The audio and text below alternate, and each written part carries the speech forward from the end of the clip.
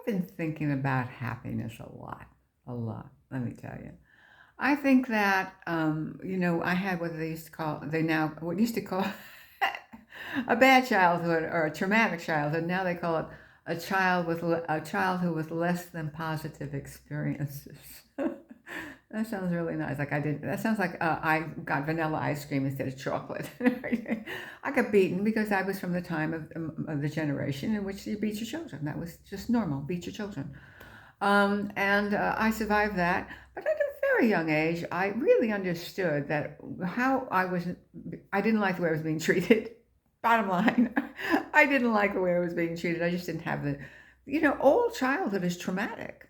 You are helpless when you're born and you're given to and you're living with strangers who may not know what they're doing. Or maybe even if they do know what they're doing, they may not be the best. I don't know, but it's just weird. You're this helpless little thing, and now everything has to be done for you until you get old enough to start to do things for yourself. And that is when I knew, at about age 6, I got to get out of here. And it took me a long time. It took me another 12 years to get out.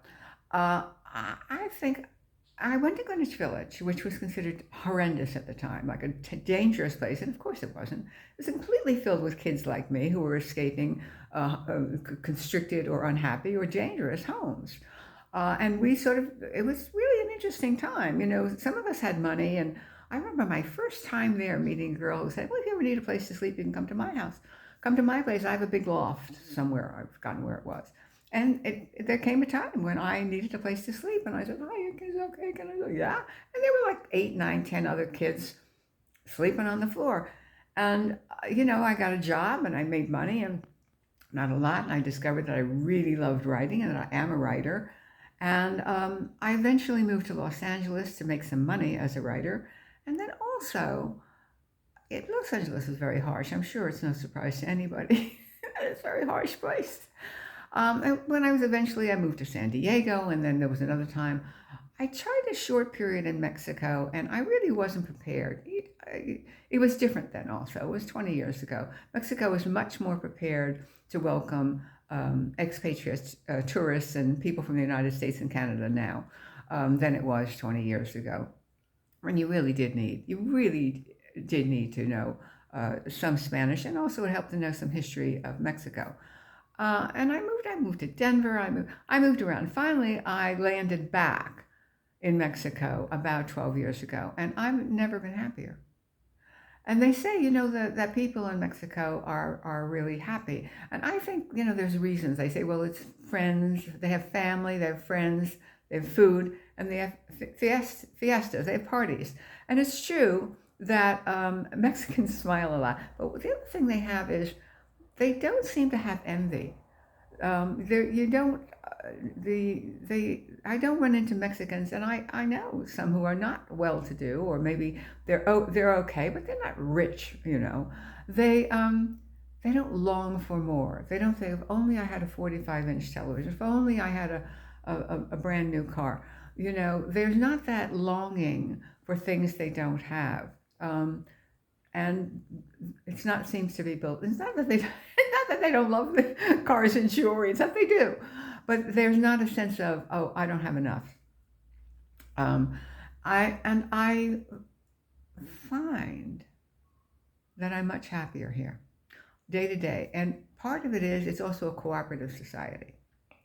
That Mexicans look at you when they talk to you, and Mexicans look at you when they're not talking to you, and you're just passing. So you are seen. You're not invisible here.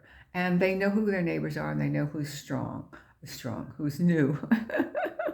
I don't know why I said that, but maybe I feel I am strong today. The other day, I actually was nursing. I pulled something in probably my back, and I was, missing in action. I was hanging out in the house, resting, and around 6 o'clock in the evening, my neighbor, I heard her calling me, and I sort of wiggled over to the door and said, yeah. She said, I haven't seen you. Are you okay? I said, yeah, I'm on my back, but it's getting better. She said, well, I'm here 24 hours a day. I hardly know this for her. I just moved in here 4 months ago, and she's already aware that she didn't see me in my backyard, in my garden, to check on me and to tell me. I do have her phone number. It was one of the first things we exchanged, that I can call her 24 hours anytime. So there's that sense that I never had in the United States. My neighbors ignored me. And particularly in New York City, we pretend you don't see you. I don't see you. I don't see you at all. So the other thing I want to say about Mexico for somebody like me who had an unhappy childhood is there are not a lot of triggers for depression and trauma here. Because for one, they don't celebrate Thanksgiving, so that's not shoved down your throat. And their Halloween is very different. It's called the Day of the Dead, and they don't all, but most families go and visit cemeteries, and they picnic there. They don't go there just to lay flowers. They hang out there at the cemetery. That's really cool, I think. So I think there are fewer triggers if you are somebody who's had a difficult emotional life. Or I've had periods of depression. So I used to be on meds. By the way, I have no meds for altered moods. Of course, I take meds for keep my cholesterol low and a little bit of blood pressure meds. So I just wanted to sort of share that, my personal story, that if somehow you've got a lot of triggers in the United States, things that you're still trying to escape from,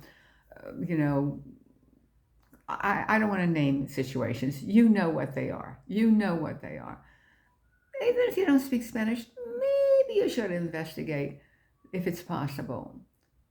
It doesn't have to be Mexico, by the way. I think just any other country changes your prism of what your daily life is. But I prefer Mexico.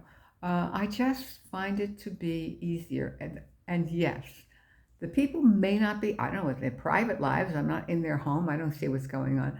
They are on a daily basis. The other day, my housekeeper came and she was a little bit, upset about something. I said, what is it? That somebody who had said they were going to use her, I loaned her out, had changed his mind. And I just went right next door and said to him, hey, did you change your mind about using Vanessa today? And he said, well, I'm leaving. I'm going back to the States. And I thought, oh, typical American. He's just like not thinking about the other person who had to drive 25 minutes, 5 miles or 10 miles, and then back. I said, well, you have to pay her. And he went and got the money and he paid her.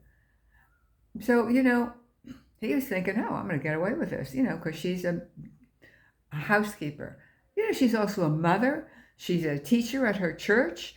She's makes pastries. She's a wonderful human being. I'm fortunate to know her. Come to Mexico, give it a try, or don't come.